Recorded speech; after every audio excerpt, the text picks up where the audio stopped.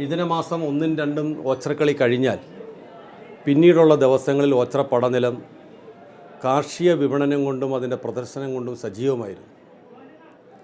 ഓണാട്ടുകര എന്ന് പറയുന്നത് ഒരു കാർഷിക സംസ്കാരം ഉൾക്കൊള്ളുന്ന ഒരു നാടാണ്. ഓച്ചറയിലെ ഉത്സവങ്ങൾ പോലും അത് കാർഷികവുമായി കൃഷിയുമായി ബന്ധപ്പെട്ടതാണ്. ഇവിടുത്തെ ഉത്സവങ്ങളെല്ലാം തന്നെ അത് മിഥുനമാസം നടക്കുന്ന ഓച്ചക്കളിയാണെങ്കിലും 28ാം ഓണ മഹോത്സവമാണെങ്കിലും 12 വിളക്ക് മഹോത്സവമാണെങ്കിലും ഇതെല്ലാം കാർഷികവുമായി ബന്ധപ്പെട്ടതാണ്. പഴയകാല പ്രതാപത്തിലേക്ക് തിരിച്ചു കൊണ്ടുവരാൻ വേണ്ടി പുതിയ ഞങ്ങളുടെ ഭരണസമിതി ഒരു ശ്രമം നടത്തുകയാണ്. ആ ശ്രമത്തിൻ്റെ ഭാഗമായി ഈ വർഷം ഓച്ചറ ഗ്രാമപഞ്ചായത്തിൻ്റെ ആതിഥേയത്തിൽ ഓച്ചറ പരബ്രഹ്മ ക്ഷേത്രത്തിൻ്റെ നേതൃത്വത്തിൽ സംസ്ഥാന കൃഷി വകുപ്പും സംസ്ഥാന മൃഗസംരക്ഷണ വകുപ്പും CPCRIയും കാർഷിക ഗവേഷണ കേന്ദ്രവും ഓണാട്ടുകര വികസന ഏജൻസിയും അതോടൊപ്പം തന്നെ കുടുംബശ്രീയും വിവിധ ഏജൻസികളെ കൂടി അവരുടെ സഹകരണത്തോടുകൂടി ഓച്ചറ പടനിലത്ത് വൻപിച്ച കാർഷിക പ്രദർശനവും അതിൻ്റെ വിപണന മേളയും നടന്നുകൊണ്ടിരിക്കുകയാണ്. അതോടൊപ്പം തന്നെ ഇവിടെ നടക്കുന്ന ഈ കാർഷിക പ്രദർശനങ്ങളും ഓച്ചറക്കളിയുമൊക്കെ ഇവിടെ എല്ലാവരിലും എത്തിക്കുന്നത് കഴിഞ്ഞ കുറേ ദിവസങ്ങളായി ഓച്ചറ കേബിൾ വിഷൻ അതിൻ്റെ പ്രവർത്തകർ ശ്രീ റൂഫേൽഡ് രാധാകൃഷ്ണൻ്റെ നേതൃത്വത്തിൽ കുറേ പ്രവർത്തകർ ഇതിൻ്റെ പിന്നിലുണ്ട്. അവരെ എത്ര കണ്ട് പ്രശംസിച്ചാലും മതിയാകില്ല. ഇത് പുറം ലോകത്തേക്ക് അറിയിക്കുന്നതിന് ഒരു പ്രത്യേകമായ ശ്രദ്ധ ഓച്ചറ കേബിൾ വിഷൻ ഉണ്ട്. ഞങ്ങളുടെ സംഘാടകരോടൊപ്പം സംഘാടകരെ പോലെ തന്നെയാണ് ഓച്ചറ കേബിൾ വിഷൻ ഈ കാര്യത്തിൽ ഞങ്ങളുടെ പരബ്രഹ്മ ക്ഷേത്ര ഭരണസമിതിയോടൊപ്പം ചേർന്ന് പ്രവർത്തിക്കുന്നത്. അതിന് നേതൃത്വം കൊടുക്കുന്ന ശ്രീ റൂഫേൽഡ് രാധാകൃഷ്ണനും അതിൻ്റെ സഹപ്രവർത്തകർക്കും എല്ലാവിധമായിട്ടുള്ള ആശംസകളും ക്ഷേത്ര ഭരണസമിതിക്ക് വേണ്ടി ഈ അവസരത്തിൽ അറിയിക്കുകയാണ്.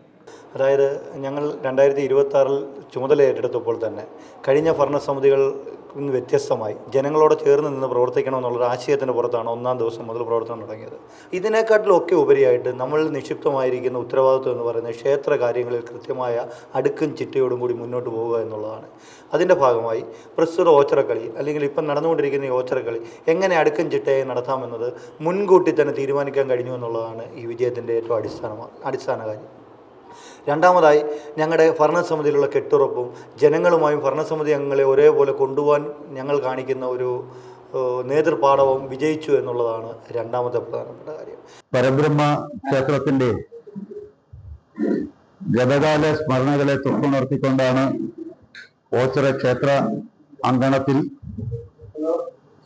കാർഷിക മേളയും കന്നുകാലി പ്രദർശനവും ഓച്ചറ ക്ഷേത്ര ഭരണ സമിതിയുടെ നേതൃത്വത്തിൽ ഓച്ചറ ഗ്രാമപഞ്ചായത്തിൻ്റെയും സർക്കാരിൻ്റെയും കേരള സർക്കാരിൻ്റെയും നേതൃത്വത്തിൽ 15, 16, 17, 18, 19 തീയതികളിൽ നടന്നു വരികയാണ്. തനിക്ക് ഏറ്റവും കൂടുതൽ വിളവ് ലഭിക്കുന്നതിൻ്റെ സന്തോഷ സൂചകമായി പരബ്രഹ്മത്തിന് സമർപ്പിക്കുന്ന ഒരു സമ്പ്രദായം നിലനിൽക്കുന്ന ഒരു കേന്ദ്രമാണ്. എപ്പോഴും കർഷകരെ ആദരിക്കുകയും അവരുടെ കാര്യങ്ങളിലൊക്കെ ഇടപെടുകയും ചെയ്യുന്ന ഈ പരബ്രഹ്മ ക്ഷേത്ര സന്നിധിയിൽ നടക്കുന്ന ഈ കാർഷിക മേളയ്ക്ക് എല്ലാവിധമായിട്ടുള്ള ആശംസകളും നേർന്നുകൊള്ളുന്നു. നമുക്ക് ഉണ്ടായിരുന്നത് ഏറ്റവും ശ്രേഷ്ഠകരമായ ഒരു കാർഷിക സംസ്കാരമാണ്. ആ സംസ്കാരത്തിൻ്റെ ഭാഗമാണ് ഊച്ചറക്കളിയോടനുബന്ധിച്ചുള്ള 1 മാസം നീണ്ടു നിൽക്കുന്ന കാർഷിക വിപണന മേളയും അതുപോലെ തന്നെ കന്നുകാലി ചന്തകളുമൊക്കെ. അത് ഈ കാലത്തിൻ്റെ കുത്തൊഴുക്കിൽ അതിൻ്റെ പ്രാധാന്യം ഒരുപാട് കുറഞ്ഞു എന്നുള്ള ഒരു തോന്നൽ യാഥാർത്ഥ്യമാണ്. അതിൻ്റെ അടിസ്ഥാനത്തിൽ നമുക്ക് ആ ഗതകാല സ്മരണകൾ അതിൻ്റേതായ രാജകീയ പ്രൗഢിയോടെ തന്നെ തിരിച്ചു കൊണ്ടുവരണമെന്നുള്ള ഏറ്റവും വലിയ അദമ്യമായ ഒരാഗ്രഹം അത് ഓച്ചറ പഞ്ചായത്ത് ഭരണസമിതിക്കും അതുപോലെ തന്നെ ഓച്ചറ ക്ഷേത്രത്തിൻ്റെ പുതിയ ഭരണസമിതിക്കും തോന്നി എന്നുള്ളത് തന്നെ യാദൃച്ഛികമല്ല, അത് കാലഘട്ടത്തിൻ്റെ അനിവാര്യതയാണ്.